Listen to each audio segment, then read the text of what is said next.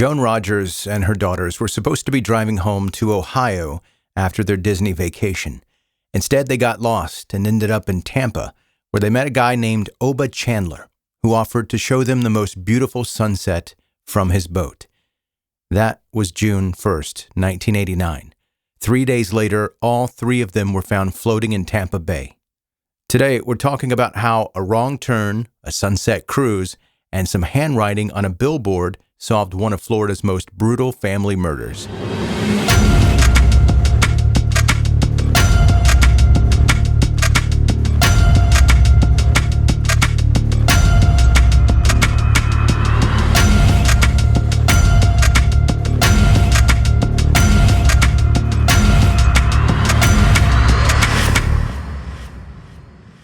Some kids grow up with their fathers, who are their absolute heroes.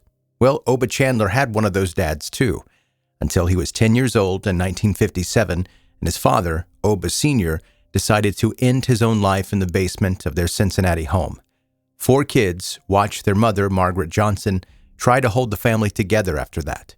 Oba was the second youngest, and when they lowered his dad's casket into the ground, this little boy literally jumped into the grave because he couldn't bear to let his father go. That moment broke something in Oba Chandler that he never got fixed. By 14, Oba had figured out he was pretty good at stealing cars. The problem was he was absolutely terrible at not getting caught. 20 arrests as a juvenile will tell you everything you need to know about his criminal aptitude. But here's the thing about people like Oba. They don't learn from consequences. They escalate. As an adult, his rap sheet read like a crime textbook. Counterfeit money, burglary, kidnapping, armed robbery. There was even an incident where he got caught masturbating while peeping into a woman's window. But one particular crime really shows you what kind of predator he was becoming. Oba and an accomplice broke into a Florida couple's home, held them at gunpoint, and robbed them. He told his partner to tie up the husband with speaker wire, then dragged the woman into the bedroom. He forced her to strip into her underwear, tied her up, and then, this is where it gets really twisted, he took his gun and rubbed the barrel along her stomach. Pure sadistic dominance. Oba tried the Marines for a hot minute, but people like him don't do well with authority. He deserted pretty quickly. After that, his life gets murky because he was constantly using fake names and made-up backstories. What we do know is that he worked as an aluminum siding contractor and somehow managed to father 8 children with 7 different women. By 1989, Oba was married and living in Tampa, Florida. He owned a boat. Remember that detail because it becomes crucial. That same year, Joan Rogers, 36, and her daughters, Michelle, 17, and Christy, 14, were vacationing in Florida, while Hal Rogers, Joan's husband and the girl's father, stayed home to tend their dairy farm in Wilshire, Ohio. The girls had been through something traumatic back home. Michelle had been sexually assaulted by her uncle, and though those charges eventually dropped because she didn't want to testify, the whole ordeal left their small town talking. The Disney vacation was supposed to be an escape, a chance for Joan to help her daughters heal and have some fun, get their mind off of what was going on back home. They had a wonderful time at Disney World, but here's where everything went sideways. When it was time to head home to Ohio, Joan got lost. Instead of going north from Orlando, she went west and ended up in Tampa. Look, we've all been there. Before GPS, getting lost was a legitimate life experience. Joan figured they'd just extend their vacation a bit, so she needed to find directions to a hotel. That's when she met Oba Chandler. Oba didn't limit himself to giving just directions. He was a bit of a talker, and he started going on about how gorgeous the Tampa Bay sunset was and how the only way to really see it was from the water. Coincidentally, he happened to own a boat and would love to show them this breathtaking view. Oba grew up in Ohio, the same state the Rogers family lived, and he definitely mentioned that during their conversation. Common ground builds trust, especially when you're talking to a nice family from back home. The Rogers women didn't rush off to meet him at sunset. They took photographs from their hotel balcony as the sun began to set, grabbed dinner at the hotel restaurant at about 7:30, and by 9 p.m. they drove to the dock on the Courtney Chapel Causeway. Joan left a brochure in the car with Oba's handwritten directions. That detail becomes absolutely vital later. The victims died June 1st, 1989. What happened next can only be described as pure evil. At some point during what was supposed to be a peaceful sunset cruise, Oba tied all 3 of the women up. Autopsies later indicated that the cause of death was asphyxiation, either from drowning or the ropes around their necks. The medical examiner determined that sexual assault had likely occurred, though the extended time in the water made definitive proof impossible. Then the most horrific part. Oba tied concrete blocks to the ropes, secured the other end around their necks, and threw them overboard. All 3 were still alive when they hit the water. Joan's hands were tied behind her back, her ankles were tied together, and Michelle had somehow managed to free one of her hands before she drowned. Can you even process that? A 17-year-old girl fighting for her life underwater, managing to get one hand free, but still unable to save herself or her family. On June 4th, 1989, the bodies of Joan, Michelle, and Christy Rogers were found floating in Tampa Bay. The medical examiner determined they'd been in the water between 50 and 60 hours. Boaters discovered them pretty far apart from each other, all naked from the waist down, with duct tape over their mouths and ropes still around their necks. The Rogers family wasn't identified until a week later, when Hal Rogers had reported them missing back in Ohio. On June 8th, a housekeeper at the Days Inn said the Rogers family room had not been disturbed and the beds had not been slept in. Their car was found at the boat dock where they met Oba. For 3 years, investigators were stumped. They even suspected Hal Rogers' brother at one point, thinking he might have orchestrated the murders. But he was serving time for another rape, so that theory crumbled.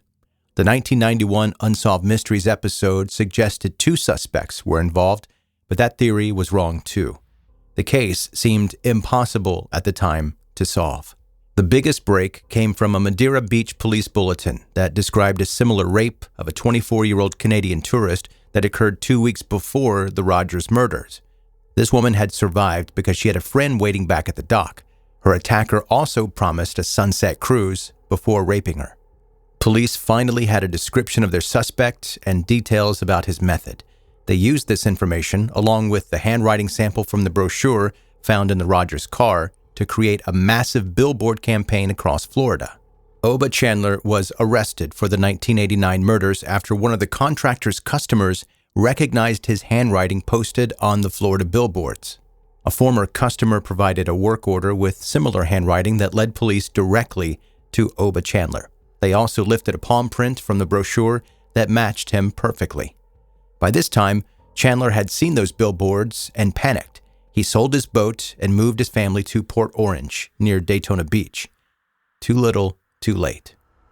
On September 24th, 1992, Oba Chandler was arrested and charged with the murders.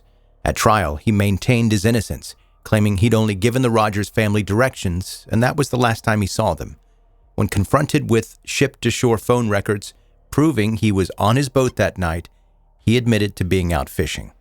The most damning testimony came from his own daughter, who revealed that Oba had talked about killing 3 women and was afraid to return to Tampa. During the trial, Chandler would sit in court with a smirk on his face, staring at the jury.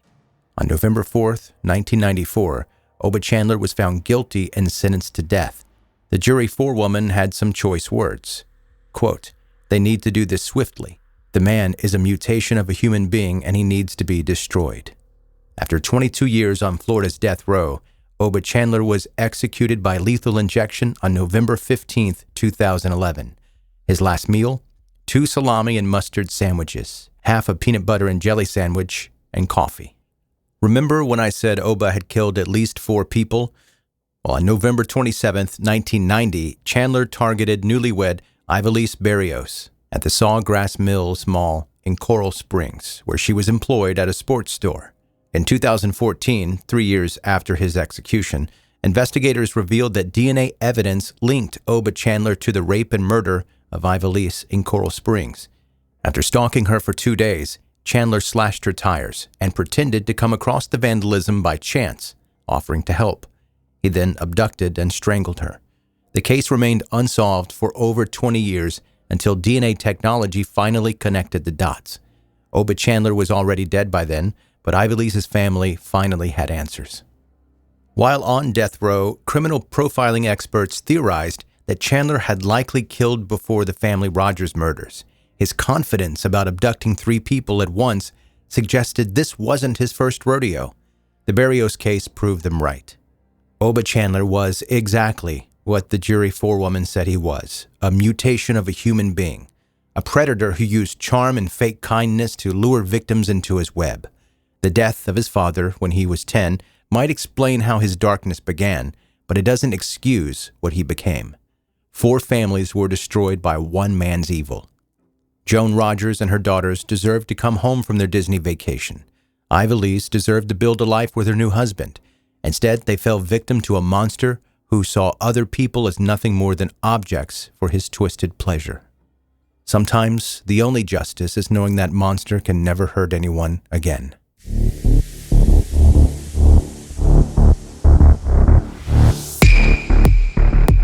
Thanks for listening to 10-Minute Murder, bingeable true crime stories. My name is Joe, I'm the host, and I really appreciate you checking out the podcast today if it's your first time listening. And make sure you hit subscribe if it is your first time, and go to 10minutemurder.com. I feel like that's a lot of instructions for you. I'm just fire hosing them right to you. Subscribe, go to the website, 10minutemurder.com, and that's it. Those are your only 2 instructions if you're a brand new listener. Now, if you're an OG listener, you do what you want to. You've already been to the website, no doubt. You've shared the podcast with your friends and your family. Keep doing that, by the way. That helps a lot. But also, there's a third thing. You can email me. Let me know what's on your mind, any questions about me or the podcast, or just simply request a topic for me to cover here on the podcast. Let's get to one of those emails right now. Subject, true crime books, ? Hey, Joe, thanks for putting together such a bingeable podcast. Seriously helps the commute fly by. Question for you. Do you read many true crime books yourself? And if so, do you have a favorite or one you'd recommend? Thanks again. Looking forward to hearing the next episode. Jordan B. from Colorado. And Jordan, absolutely I do. I like to read, but I don't read so much now with my eyes as I do my ears. I listen to a lot of books, is what I'm saying. The one that's my favorite and the one that I would recommend to anyone that is just getting into reading true crime books are the same book. And it's the one that I think kind of started it all. In Cold Blood by Truman Capote. That book is incredible, and if you're into true crime, you're definitely going to enjoy that book. So Jordan, thank you for the email, and thank you for listening to 10-Minute Murder. I'll see you next time.